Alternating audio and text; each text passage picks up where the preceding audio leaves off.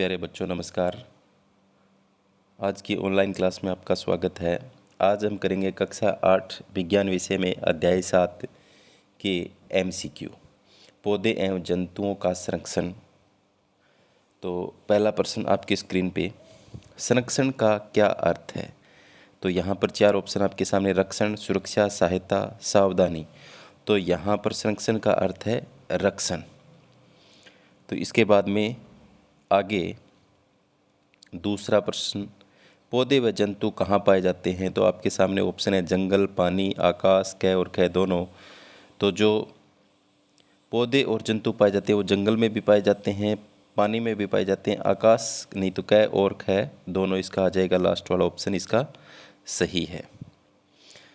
आगे है, वनोन्मूलन किसके लिए बड़ा खतरा है? यानी चित्र में आप देख रहे हो वनोन्मूलन क्या है? पेड़ पौधों का कम होना। तो ये किसके लिए खतरा है? ये पौधों, जीवों, क और ख दोनों के लिए खतरा है। तो इसका ऑप्शन नंबर 3 यहाँ पर सही है। आगे है, वनोन्मूलन का अर्थ है। वनोन्मूलन का क्या अर्थ है? वनों को समाप्त करना, भूमि का अन्य कार्यों में उपयोग करना, क और ख दोनों। तो दोनों ही इसका अर्थ है। वनों को हम समाप्त कर रहे हैं, भूमि का अन्य कार्यों में उपयोग कर रहे हैं, तो वनों को काट रहे हैं, तो दोनों में वनोन्मूलन है। तो क और ख दोनों। आगे है, निम्न में से वनों की कटाई का मुख्य उद्देश्य क्या है? कृषि करना, घरों व कारखानों का निर्माण, लकड़ी का उपयोग, उपरोक्त सभी। तो खेती करने के लिए भी वनों को काट रहे हैं, घरों व कारखानों के निर्माण के लिए भी हम वनों को काट रहे हैं, लकड़ी के उपयोग के लिए वनों काट रहे हैं, तो उपरोक्त सभी इसका ऑप्शन सही है। आगे है, वनोन्मूलन के प्राकृतिक कारक क्या हैं? यानी दो प्राकृतिक कारकों के नाम आपको बताने हैं जिसके कारण से वनोन्मूलन हो रहा है। तो दावानल क्या होता है? जंगल में आग लग जाती है तो भीषण सूखा पड़ जाता है तो भी वन नष्ट हो रहे हैं। तो क और ख दोनों, ऑप्शन नंबर इसका 3 सही है। वनोन्मूलन से क्या होता है? पृथ्वी पर ताप वृद्धि होती है, प्रदूषण के स्तर में वृद्धि होती है। क और ख दोनों कोई नहीं। तो वनोन्मूलन से क्या होगा? पृथ्वी का तापमान भी बढ़ेगा, प्रदूषण के स्तर में वृद्धि होगी। तो इसका तीसरा ऑप्शन सही है दोनों। वनोन्मूलन से वायुमंडल में किसका स्तर बढ़ता है? अगर वनों को हम काटेंगे तो कार्बन डाइऑक्साइड का स्तर बढ़ेगा। तो ऑप्शन नंबर 1 इसका सही है। प्राकृतिक संतुलन किससे प्रभावित होता है? प्राकृतिक संतुलन किससे प्रभावित? पौधों से, जीवों, जंतुओं, वनोन्मूलन से। तो प्राकृतिक जो संतुलन है वो प्रभावित होता है वनों की कटाई से, यानी वनोन्मूलन से। वनोन्मूलन से किस में कमी आती है? वर्षा में, भूमि की उर्वरता, क और ख दोनों कोई नहीं। तो दोनों में, वर्षा और भूमि की उर्वरता दोनों में कमी आती है। तो ऑप्शन नंबर 3 इसका सही है। प्राकृतिक आपदाएं कौन कौन सी है? अतिरिक्त बाढ़, सूखा, क और ख दोनों कोई नहीं। अतिरिक्त बाढ़ और सूखा दोनों प्राकृतिक आपदाएं। तो तीसरा ऑप्शन इसका सही है। पौधों को भोजन बनाने के लिए किसकी आवश्यकता होती है? तो पौधे प्रकाश संश्लेषण क्रिया में वायुमंडल से कार्बन डाइऑक्साइड गैस लेते हैं, तो कार्बन डाइऑक्साइड गैस का उपयोग करते हैं। दूसरा ऑप्शन इसका सही है। कार्बन डाइऑक्साइड के उपयोग में कमी किस कारण होती है? अगर पेड़ पौधे नहीं रहेंगे तो कार्बन डाइऑक्साइड का उपयोग कौन करेंगे? तो कम पेड़ पौधों की वजह से। ऑप्शन नंबर 1 इसका सही है। कार्बन डाइऑक्साइड का स्तर कहाँ बढ़ जाता है? तो कार्बन डाइऑक्साइड का जो स्तर है वो वायुमंडल में बढ़ जाता है। ऑप्शन 4 इसका सही है। कार्बन डाइऑक्साइड किसके द्वारा ऊष्मीय विकिरणों का प्रग्रहण कर लेती है? तो कार्बन डाइऑक्साइड जो है आकाश, पृथ्वी, जल, हवा, तो पृथ्वी से ऊष्मीय विकिरणों का प्रग्रहण कर लेती है। आगे, किस अधिनियम का उद्देश्य प्राकृतिक वनों का परिरक्षण व संरक्षण करना है? तो भारतीय वन संरक्षण अधिनियम, क और ख दोनों। तो इसका ऑप्शन नंबर 3 आएगा। पूरा नाम क्या है? भारतीय वन संरक्षण अधिनियम। इसका उद्देश्य है पुनः वन रोपण का क्या अर्थ है? पुनः वन रोपण का अर्थ है, जैसे आप चित्र में देख पा रहे हैं, नए वृक्षों का रोपण। ऑप्शन नंबर 3 इसका सही है। पुनः वन रोपण किसका उत्तर है? पुनर्वनरोपण किसका उत्तर है? अगर वनोन्मूलन हो रहा है तो उसकी पूर्ति करने के लिए हम क्या करेंगे? पुनर्वनरोपण करेंगे। तो ऑप्शन नंबर 1 का है।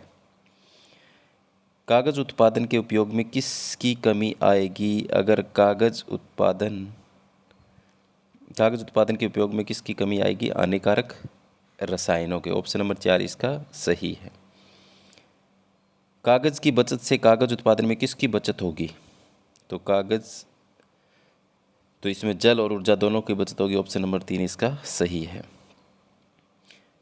एक कागज की बचत से किसे बचाया जा सकता है? तो एक कागज की बचत से हम अनेक वृक्षों को बचा सकते हैं। तो तीसरा ऑप्शन इसका सही है। उपयोग के लिए कागज का पुनर्चक्रण कितनी बार किया जा सकता है? तो कागज का 5 से 7 बार पुनर्चक्रण किया जा सकता है। ऑप्शन नंबर इसका लास्ट सही है। 1 टन कागज प्राप्त करने के लिए कितने वृक्षों को काटा जा सकता है? तो 1 टन कागज प्राप्त करने के लिए हम 17 वृक्षों को काटते हैं।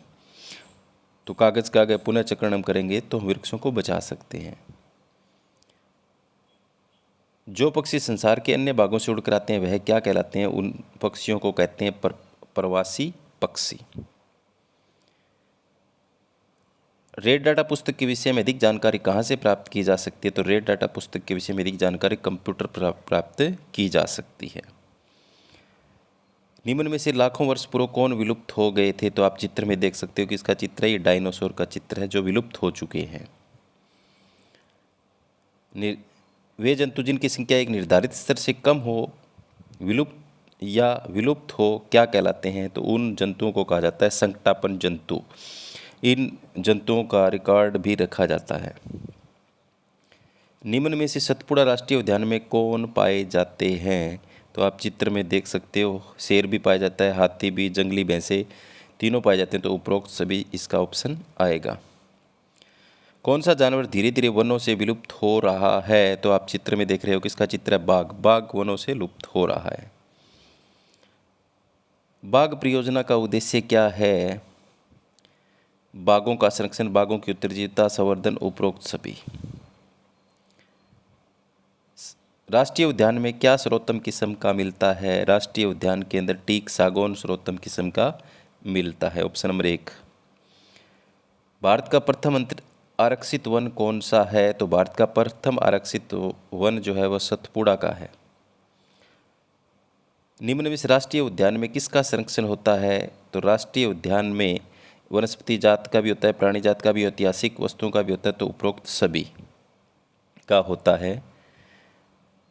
पर्यावरण के संपूर्ण सह घटकों का संरक्षण हो उसे क्या कहते हैं? तो अभी आपको बताया तीनों का संरक्षण हो उसे कहते हैं राष्ट्रीय उद्यान। पीछे वाले प्रश्न में था।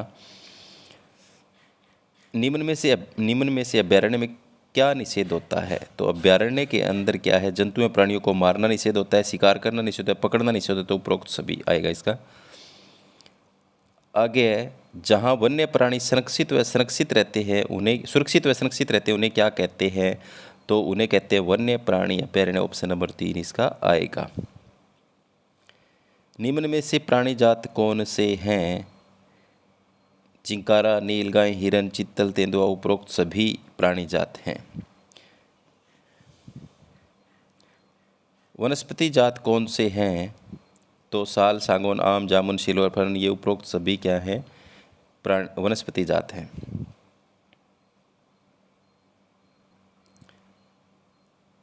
किसी विशेष क्षेत्र में पाए जाने वाले जीव जंतु क्या कहलाते हैं? तो किसी विशेष क्षेत्र में पाए जाने वाले जीव जंतुओं को हम प्राणी जात कहते हैं। किसी विशेष क्षेत्र में पाए जाने वाले पेड़ पौधों को क्या कहते हैं? तो पेड़ पौधों को वनस्पति जात कहा जाता है। बच्चों में भ्रमण करते समय वायुमंडल आरक्षित क्षेत्र में किसकी प्रशंसा की थी? तो बच्चों ने, प्यारे बच्चों, हरियाली संपदा की प्रशंसा की थी। क नंबर ऑप्शन इसका सही है। जैव विविधता व संस्कृति को कौन बनाए रखता है? तो जैव विविधता व संस्कृति को जैवमंडल आरक्षित क्षेत्र क और ख दोनों आएगा इसका। तीसरा ऑप्शन सही है। जैव विविधता का क्या अर्थ है? जैव विविधता का अर्थ है पौधों, जंतुओं, सूक्ष्म जीवों की प्रजातियों, उपरोक्त सभी। पौधों व जंतुओं के लिए सुरक्षित क्षेत्र कौन कौन से हैं? तो पौधे व जंतु के लिए वन्य जंतु अभयारण्य भी, राष्ट्रीय उद्यान भी, जैव मंडल संरक्षित क्षेत्र भी है, तो उपरोक्त सभी आएगा इसका। आगे है, पृथ्वी के जिस भाग पर सजीव पाए जाते हैं उसे क्या कहते हैं, तो उसे कहते हैं जैव मंडल। ऑप्शन नंबर 1 इसका सही है। जल चक्र के संतुलन बिगड़ने से क्या होता है? जल चक्र का अगर संतुलन बिगड़ेगा तो वर्षा में कमी आएगी, सूखा पड़ेगा, तो तीसरा ऑप्शन इसका सही है, क और ख दोनों। आगे है, पृथ्वी के ताप में वृद्धि से किसका संतुलन बिगड़ता है? अगर तापमान में वृद्धि होगी तो जल चक्र बिगड़ेगा। ऑप्शन नंबर लास्ट सही है इसका।